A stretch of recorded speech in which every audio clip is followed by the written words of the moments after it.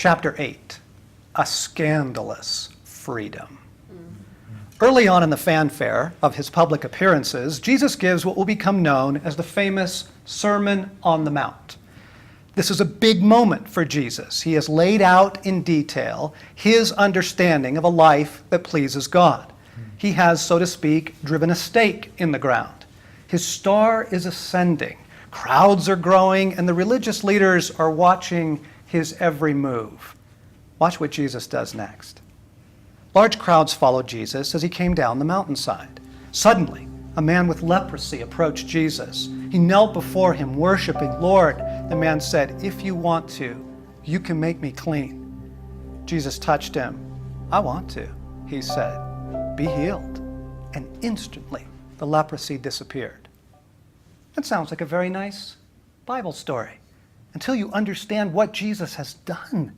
First, the leprosy thing. Few of us have met a leper.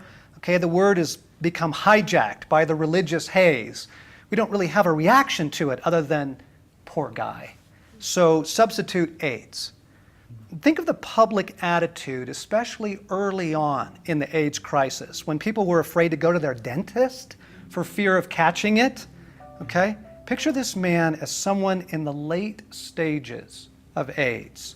Emaciated body, nearly bald, wheezing, face ravaged by ulcers. Second, the Jewish attitude towards the infected.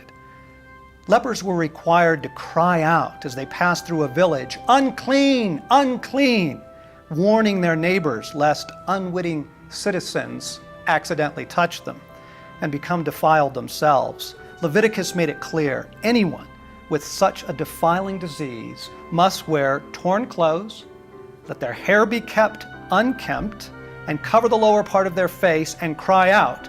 As long as they have the disease, they remain unclean. They must live alone outside the camp. Okay, so clothed in rags, bandana over their face, their hair dirty and matted. Talk about ostracism. In Israel at that time, to get within a stone's throw of someone so diseased was to jeopardize your own righteousness and reputation. So, that's the danger that Jesus is faced with. The man comes near Jesus, but not too near. What does Jesus do? He reaches out and touches him. The beauty of this is beyond words. Jesus doesn't need to come in contact with the man in order to heal him. Right? There are many accounts where all he does is say the word and people are healed, even people a county away.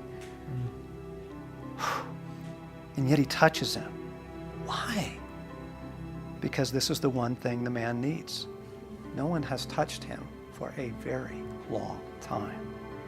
To be starved for human touch is far worse than to starve for bread. The kindness of Jesus in this one act is enough to make me fall in love with him. But so is his scandalous freedom. Because now, Jesus is defiled, at least in the eyes of all the proper authorities he is. Jesus is just getting his ministry going. Okay? He has a message he needs to get across. Credibility is fairly important at this point. But here, in his very next move, after the Sermon on the Mount, Jesus is almost guaranteeing he will be disqualified. Emotionally, politically, this would be the social equivalent of a rising priest or pastor giving their most important message of the year and then going outside onto the front porch of the church, lighting a cigarette and taking a good long shot of tequila straight from the bottle as the congregation files past, metaphorically speaking. Jesus doesn't seem to care. Or better, he cares very deeply about the right things. Okay? He knows exactly what he's doing. In the Sermon on the Mount, he completely overhauled their understanding of goodness. In a sort of moral Copernican revolution, he moves the concept of righteousness from the external to the internal.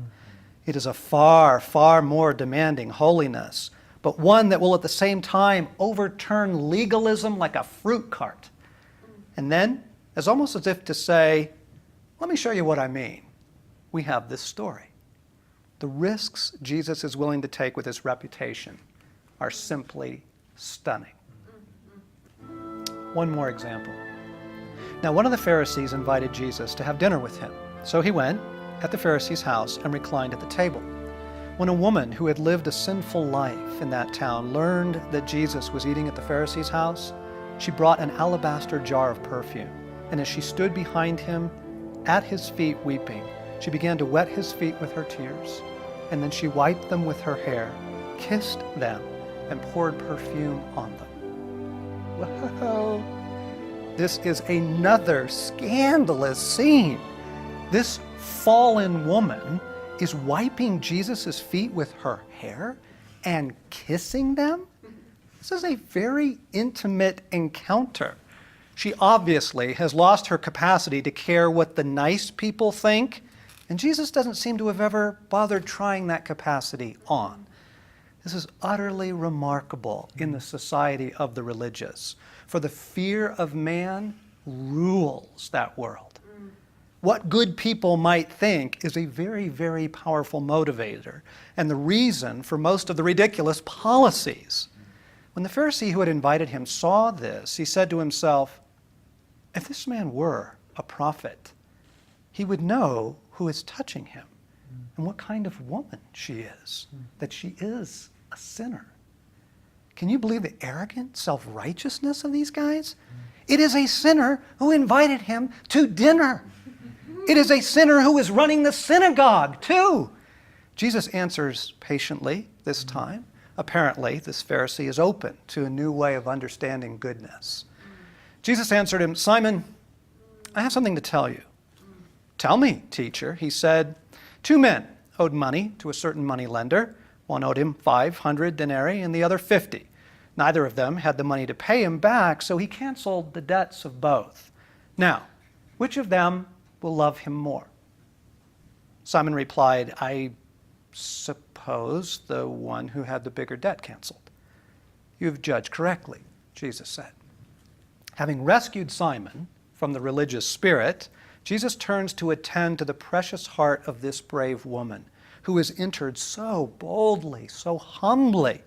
She is exposed to the scornful stares of the other guests. They are whispering loudly. Jesus covers her. He turns toward the woman and said to Simon, do you see this woman? I came into your house, yet you did not give me any water for my feet. But she wet my feet with her tears and wiped them with her hair. You did not give me a kiss. But this woman from the time I entered has not stopped kissing my feet. You did not put oil on my head, but she has poured perfume on my feet. And therefore I tell you, her sins, though they may be many, have been forgiven, for she loved much. But he who has been forgiven little loves little. And then Jesus said to her, her sins are forgiven. The other guests began to say among themselves, who is this, who even forgives sins? And Jesus says to the woman, your faith has saved you. Go in peace. If you don't understand this scene, you will not understand Christian holiness. And if you don't find this one of the most beautiful stories you have ever heard, you won't want Christian holiness. And you sure won't understand Jesus. The man is free. Free from what people think, free from religion, free from false obligation. People won't like it, won't understand it. They'll draw false conclusions, point fingers, and worse. He is free from that as well. Oh, to be so free. The more you fall in love with Jesus' genuine goodness, which is true goodness, the more you will absolutely detest the counterfeit of a false piety and a shallow morality, as he did. Jesus has a wild freedom, born out of a profound holiness, which makes him the most remarkable person I've ever known.